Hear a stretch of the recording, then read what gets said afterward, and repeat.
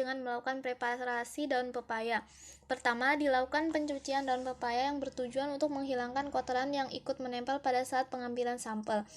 Kemudian dilakukan pengeringan menggunakan oven pada suhu 30-30 derajat Celcius yang bertujuan untuk mengurangi kadar air yang ada pada sampel dan mencegah kerusakan dari senyawa zat aktifnya. Kerusakan tersebut dapat terjadi akibat penguraian zat aktif secara enzimatis, secara hidrolisis, oksidasi, dan polimerisasi, sehingga rendemen yang didapat akan turun. Kadar air yang terdapat pada simplicia akan berkurang sampai pada titik tertentu yang menyebabkan enzim-enzim menjadi tidak aktif. Pada keadaan kering, dapat mencegah tumbuhnya jamur dan bakteri yang dapat menyebabkan pembusukan dan mencegah perubahan kimiawi yang dapat menurunkan mutu serbuk. Daun pepaya yang telah dikeringkan di blender sehingga menjadi serbuk. Pembuatan serbuk ini bertujuan agar saat proses maserasi, penarikan senyawa kimianya lebih maksimal.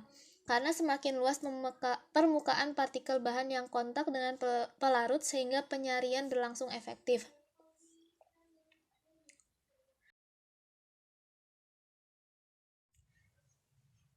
Setelah melakukan preparasi sampel dan didapat serbuk daun pepaya, dilanjutkan dengan melakukan ekstraksi maserasi.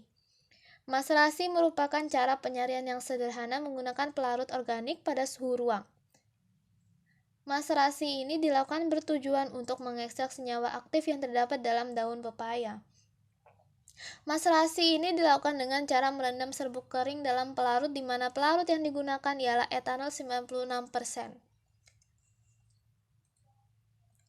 Perendaman sampel dilakukan 24 jam sambil di-shaker dengan kecepatan 120 rpm dan diletakkan di tempat yang terlindung dari cahaya langsung untuk mencegah reaksi yang dikatalisis cahaya.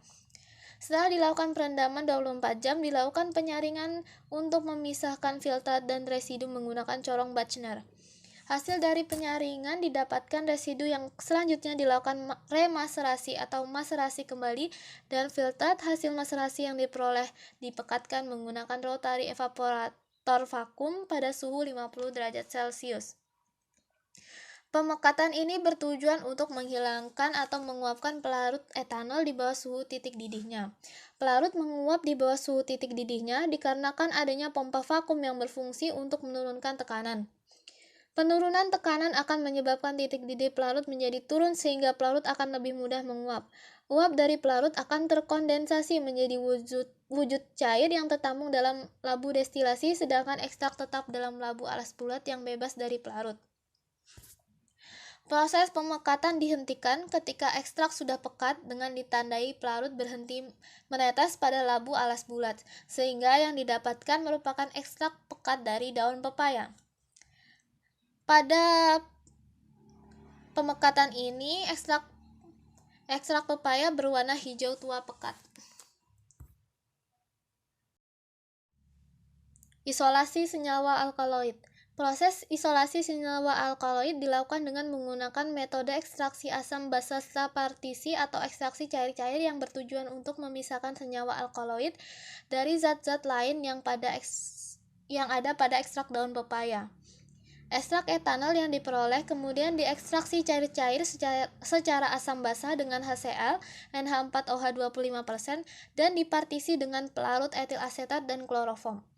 Penambahan HCl dilakukan untuk membentuk garam alkaloid Cl serta memperbesar kelarutan alkaloid dalam air. Alkaloid bereaksi dengan asam kuat membentuk garam alkaloid. Garam alkaloid Cl mudah larut dalam air, sehingga komponen tersebut dapat dipisahkan dari komponen lainnya.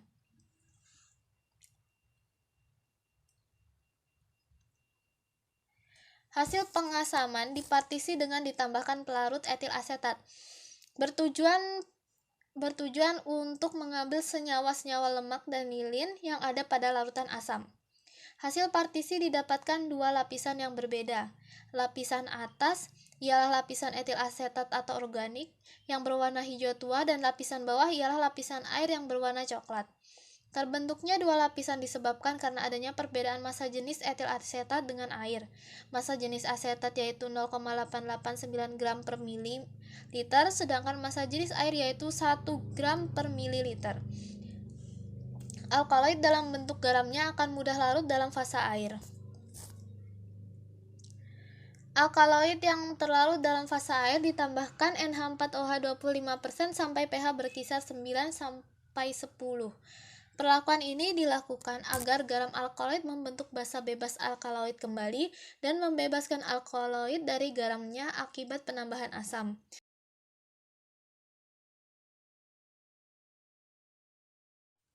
Uji fitokimia. Uji fitokimia merupakan uji kualitatif untuk mengetahui kandungan senyawa aktif dalam sampel. Uji fitokimia senyawa alkaloid dapat dilakukan dengan uji Dragendorf dan Mayer. Prinsip dari analisis ini adalah reaksi pengujian warna, spot test, dan busa dengan suatu reaksi warna. Hasil positif senyawa alkaloid dengan penambahan reagen Mayer akan terbentuk endapan putih kekuningan dan endapan jingga ketika ditambahkan dengan reagen Dragendorf. Tujuan penambahan HCl 2% dalam uji alkaloid karena alkaloid bersifat basa sehingga biasanya diekstrak dengan pelarut yang mengandung asam. Hasil uji fitokimia menunjukkan bahwa sampel daun pepaya positif mengandung alkaloid. Karakterisasi menggunakan spektrofotometri FTIR. Karakterisasi menggunakan FTIR memberikan informasi terhadap gugus fungsi yang terkandung dalam struktur molekul, terutama bermanfaat dalam menetapkan jenis ikatan yang ada dalam molekul. Spektral dengan pelarut metanol didapatkan serapan pada 3358,66 cm mengindikasikan adanya gerak ulur NH yang tidak muncul karena adanya serapan gugus OH yang lebih kuat dibandingkan NH. Ikatan hidrogen mempunyai pengaruh pada lebarnya absorpsi inframerah yang berasal dari ikatan OH atau NH. Absorpsi amina atau NH lebih lemah daripada alkohol OH karena ikatan hidrogen amina lebih lemah daripada ikatan gugus fungsi alkohol.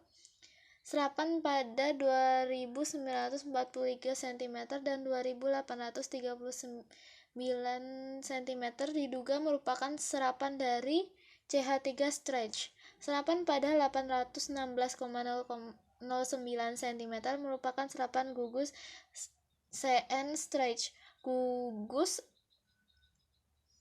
double bond CC teridentifikasi pada serapan 1646,59 cm dan 1522,31 cm. Gugus fungsi pendukung lain yang ditunjukkan oleh spektrum di atas adalah CH alifatik di daerah 1452,64 cm. Kibasan NH pada serapan 816,09 cm dan 1409,79 cm serta gugus ether CO di daerah 1020,17 cm.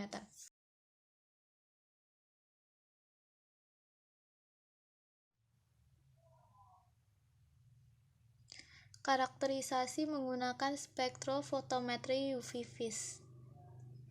Analisis UV-Vis dari 9 fraksi daun pepaya menghasilkan banyak puncak absorbansi.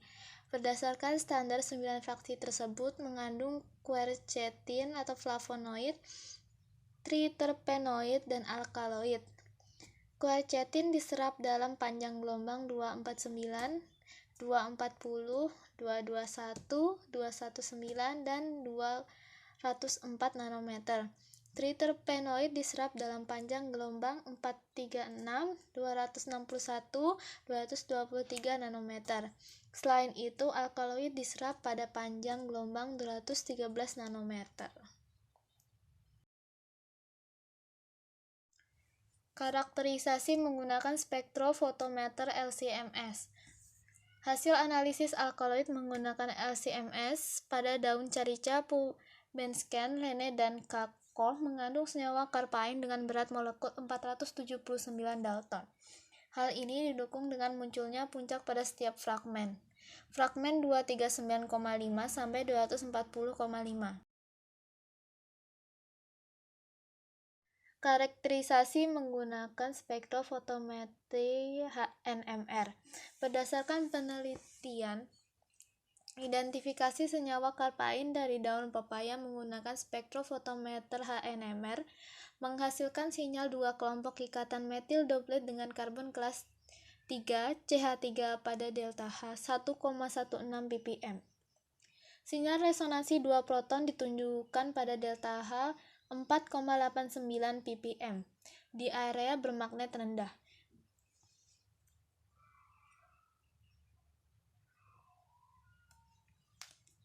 Identifikasi senyawa karpain dari daun pepaya menggunakan spektrofotometer CNMR menunjukkan sinyal resonansi 14 karbon dengan satu karbon kelas 4 pada delta C 174,8 ppm kelompok ester, 3 karbon kelas 3 pada delta C 55,0, 57,6 dan 70,9 ppm. 9 karbon kelas 2 dan 1 kelompok metil pada delta C 17,4 ppm.